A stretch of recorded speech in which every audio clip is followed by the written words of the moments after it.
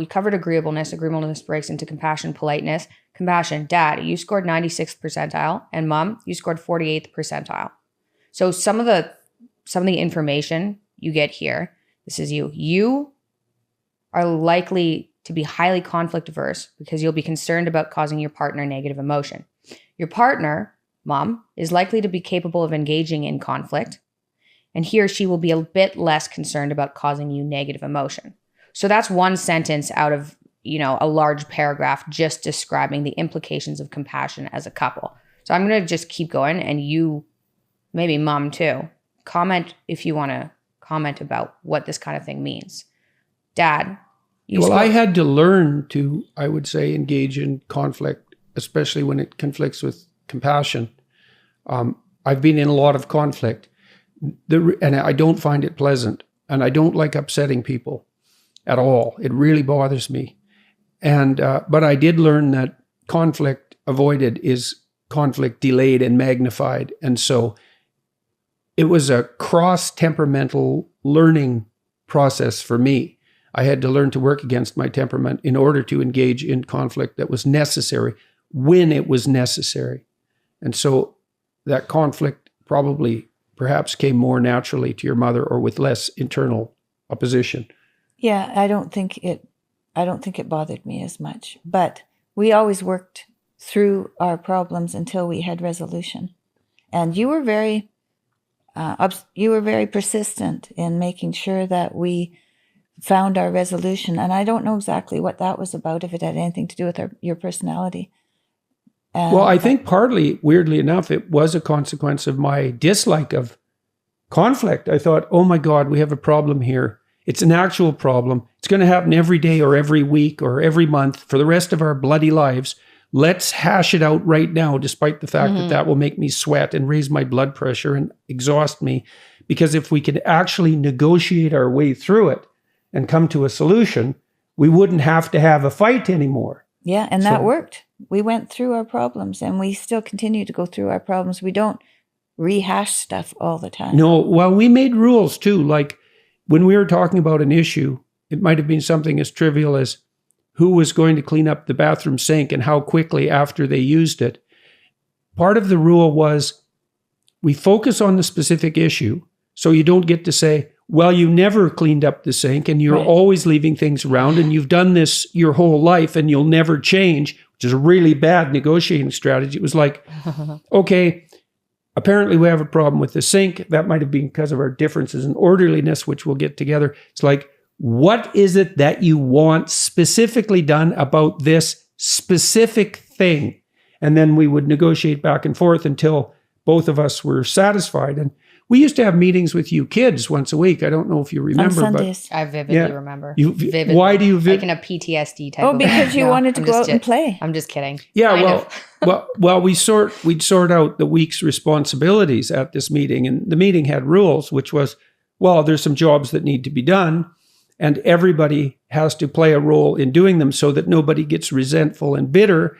And you have to attend the meeting, although you can leave if you get upset, but you have to come back and you have to abide by what you say, what you agreed to.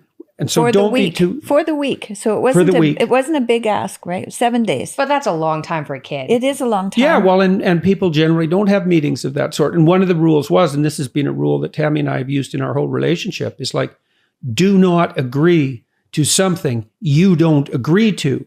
Because the worst thing is you negotiate out a settlement and the person decides they're going to implement it, but really they're resentful about it because they didn't want to have any conflict. And then they're crabby about it every time they do it, and they do a terrible job and they're irritated about it, and that lasts forever. So none of that. So that's a good rules. Do not agree to things you do not agree with. And if you're agreeable, you'll say yes, and then you'll get resentful. And that's the bitter and horrible underside of empathy. I could add to that too. Yeah. If you're in a situation where you feel like you have to say yes as an agreeable person, say you need some time. Yes. Because I use that trick. I mean, I'm way better now. Like I don't have issues with saying no at all anymore. But when I was younger and more concerned about other people's feelings, I guess, I started saying, I can't make that decision right now. I'm not comfortable. You say, I'm not comfortable making that decision right now. Or can I have till tomorrow? Yes. Yeah, well, that's not a trick, I would say. That's a wise strategy. And we also learned in our relationship often to discuss things and then let both parties sleep on it. And if you go to sleep with the intent of further clarifying the negotiation, then you often wake up in the morning with something to say, that might also cause further conflict, but is part of the means by which you reach a peaceful negotiated settlement. I mean, Tammy, you remember when we were first together, we'd have a conflict about some deep thing usually. For about 3 days. Yeah. And then once a week. Well, and then, yeah. For a year. Yeah. More than that even probably. No, that was for the first year. Yeah. Well, often I'd be trying to work through this and it would be at night and Tammy would say, I have to go to sleep now, which drove me crazy. I'd be up like persisting on the internal discussion. She'd be sound asleep beside me, which was extremely annoying. But she would very frequently wake up in the morning with something to say that was helpful or with a dream that related to those kind of pauses that you take when you sleep allowed me to reflect and find out what I may have brought to the situation. And that always helped. Yeah, well, that was another thing we did constantly too, which was to try to figure out how, I would sit on the end of my bed, and Tammy did this as well, when we were having a fight and think, okay, what stupid thing did I do at some point in the lead up to this discussion that increased the probability that this would be unpleasantly conflictual and that's interfering with the solution? And man, if you ask yourself that question, you'll get an answer. And then you can offer that answer to the person. You can say, look, despite the fact that you're utterly wrong and that this is horrible and you should just listen to me, because that's what you like to think, you could say, well, here I figured out something I did that was not optimal or maybe outright wrong, and it's complicating it. And so, sorry about that. And you have to mean that. And if you have any sense, you do. And then we could progress. Yeah, that was a great strategy because I think it not only deals with the situation at hand, but it deals with behavioral patterns that you've had since childhood that sometimes don't work anymore. And in the conflict, you can see the discord and you wonder what you may have brought to it. So then that can shed some light on past behaviors, and then you can update them. Yeah, outdated through the negotiation. Well, yeah, that's a huge part of what you're doing in negotiation is that update. Yeah. It's also the case that if you concentrate on your stupidity, you now have a problem that you could solve, whereas you really can't solve the problem of your partner's stupidity. You can negotiate and you can discuss it, but really that's in their domain. So you should really pray to be enlightened about your own ignorance and limitations and error, because you can get rid of that with good faith and through negotiation. People are not good at negotiating. One thing too you can offer your partner, we did this a lot too, is like, okay, looks like I'm in the wrong here.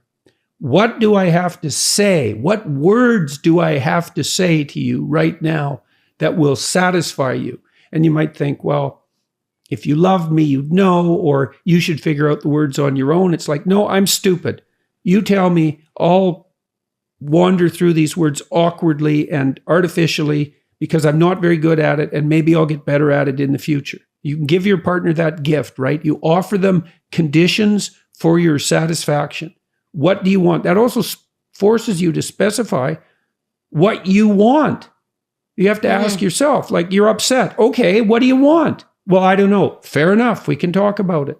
And then maybe you identify if it's, well, I want you to suffer. And then that can pop into your head and you're like, oh, maybe I'm contributing to the problem too. Yeah, maybe. Right.